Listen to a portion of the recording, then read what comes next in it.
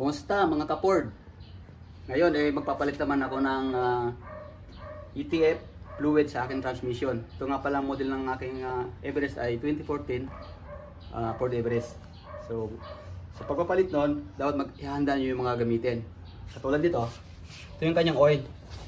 Sa 2014 model, dapat ay Mercon B ang gagamitin nyo na transmission fluid. Tapos ito naman yung kanyang filter. Gawa ng Thailand para din sa 2014 din. Ito nabibili to sa Lazada o kaya sa Shopee. Pero ito sa akin, binili ko to sa Banawi. So importante na ito yung oil, ito ang gagamitin. Huwag gagamit ng iba kasi ang Ford ay medyo complicated ang paglalagay ng transmission fluid. Naggulo ko siya. At ang dapat yung ihanda, ito pa rin. Mahalaga ito. Ito yung magka-transfer ng oil papunta doon sa inyong transmission kasi mahirap i-access dahil nasa gilid. Kung wala kayo nito, hindi kayo makapagpalagay ng oil. So nabili ko nga pala to sa online, sa Amazon. Ito yung pangalan niya, oh. Sipon Pro. So ilagay ko na lang yung link sa aking video para makita nyo kung gusto nyo order. So ang sukat nga pala ng drain plug ay 22mm drain plug. Pero yung doon naman sa peeling cap, kasabay na rin yung pinakang dipstick niya, ay 19. Hindi ako nakabili. So ginamitan ko lang siya ng 20. Nakalaswa naman pero dapat bibili kayo sakto 19. Ngayon alam na natin 19 yun.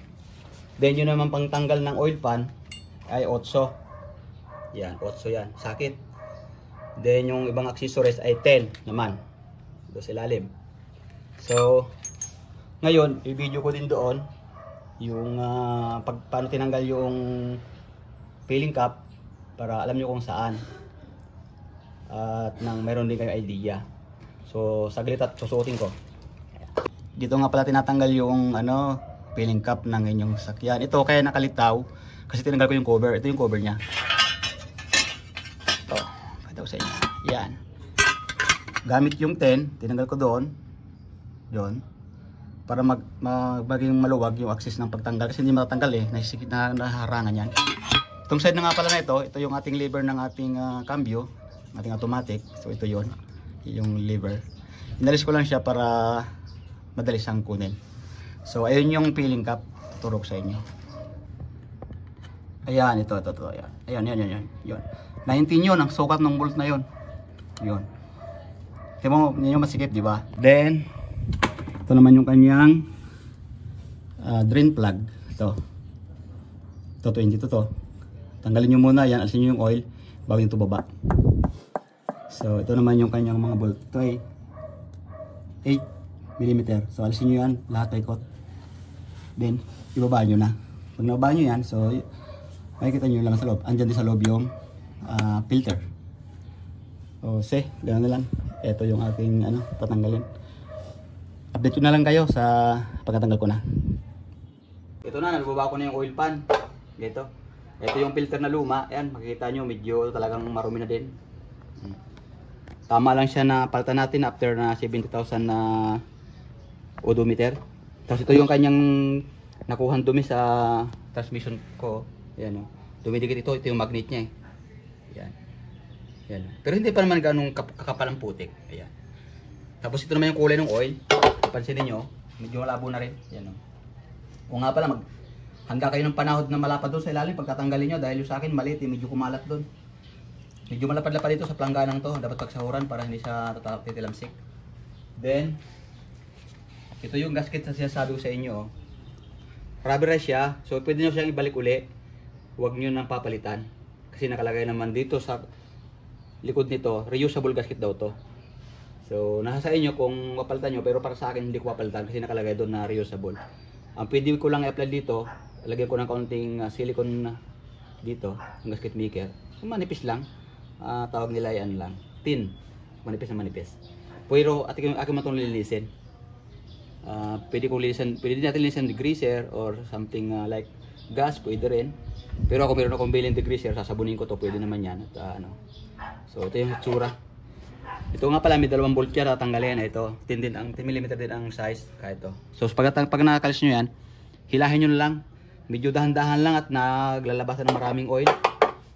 Then, ipapasilip ko sa inyo doon sa ilalim yung transmission na ako doon na open. Papakita ko sa inyo yung mga solenoid doon sa ilalim. At least meron kayo idea. Madali lang tanggalin at napakalambot. Maliit lang yung bolt dito. Actually, yung aking torque na nabili, medyo mataas yung range. 10 to 80, hindi siya po pwede. Kasi ang estimate ko, yung bolt na nandito, na 8mm ang size ng ulo ay mga ano lang, siguro mga 8 libras lang yun, pounds, ang torque. Pero kamay nyo na lang, ano lang, huwag kahigpitan. Kasi baka mabali rin eh. Rubberized naman to eh, hindi kailangan higpit na todo. So okay, saglit at doon sa tayo. Yan yung aking transmission after na open ko. Ito yung solenoid valve niya. Yan. Huwag nyo nang gagalawin yan. Yan. So tumutulo-tulo pa ilagay, i-drain ko pang masyado. So ayun, ito yung drain plug oh. Ayun, yan. Ito. Ayun. Ayun yung drain plug. Ayun. So makikita nyo diretso doon sa butas na yun, doon. Kaya pag, sorry, not drain plug. Ito yung kanyang filling cap. Ayan, ayan, ayan. Kung mapansin niyo, diretso yan doon, no? Butas na yun, ayun. Yun.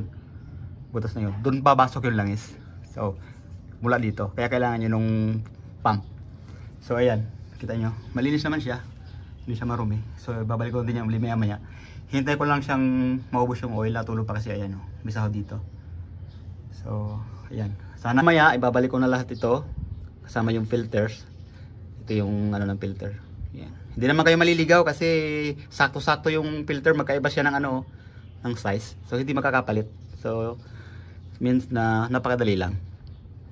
At saka nga pala, maghahanda kayo ng o-ring doon sa drain plug. Meron siyang o-ring eh. So ako bumili ako ng isang set ng o-ring. So kahit anong size ng o-ring pwedeng magamit.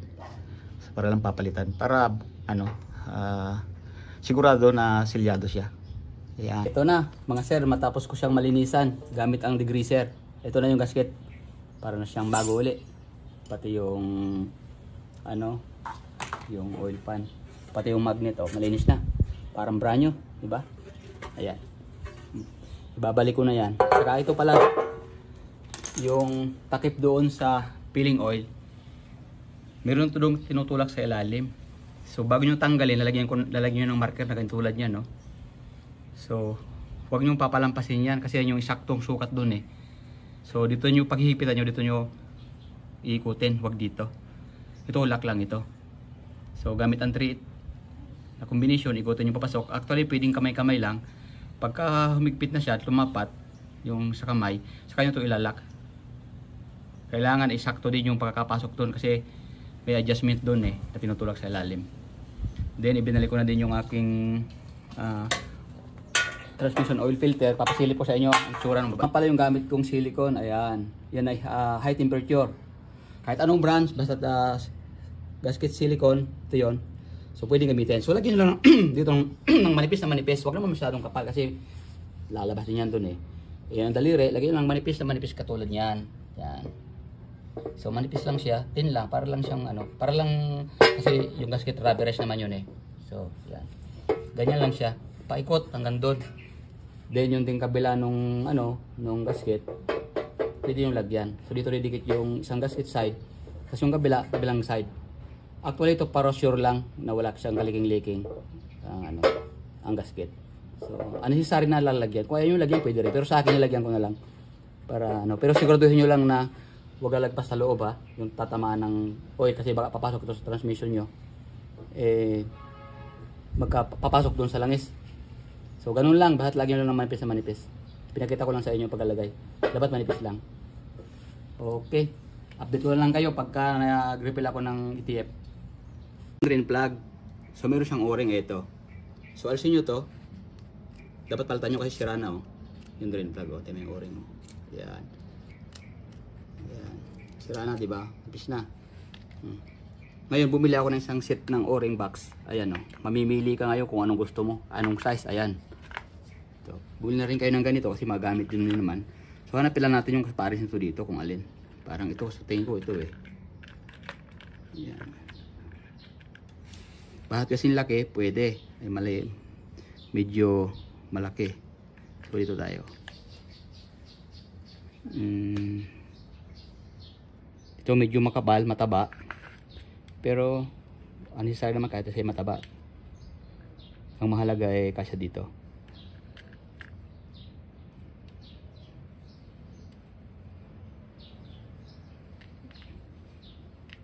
So ito.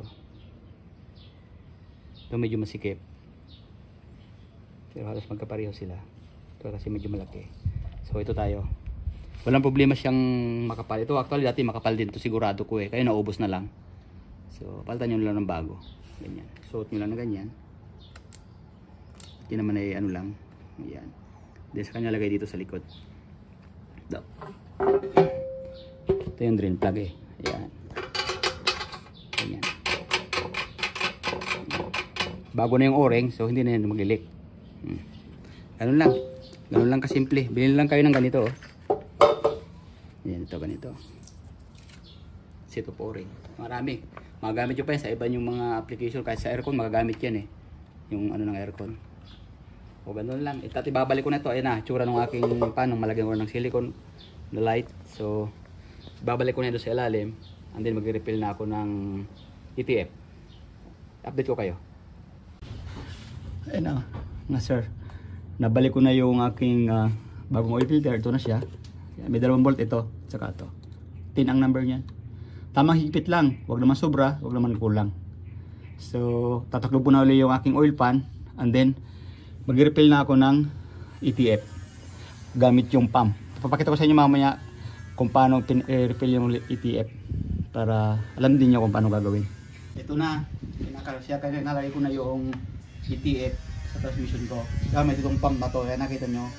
Ganyan. Kasi hindi nyo siya mailalagay dito kung hindi gamitan ng pump. So yan yung kapakyat ng oil. Yan. Kaya mahalaga may ganito kayo. Yan. Paglagay nyo sa butas, pump lang ng pump hanggang maubos yung 7 litro na yan. So ganito lang pagkakarga. Napakadali. So pinakita ko sa inyo yung procedure para alam nyo kung gagawin. So mahalaga itong ano na to. Itong pump na to. Ayan. Ito, makikita nyo sa hose yung coil ng bagong ETF. Ayan, mapulang mapula oh. Kita nyo? Pinapump ko yan papunta sa loob ng makina. Ayan, napakasimple lang ilagay. Meron ko lang itong pump.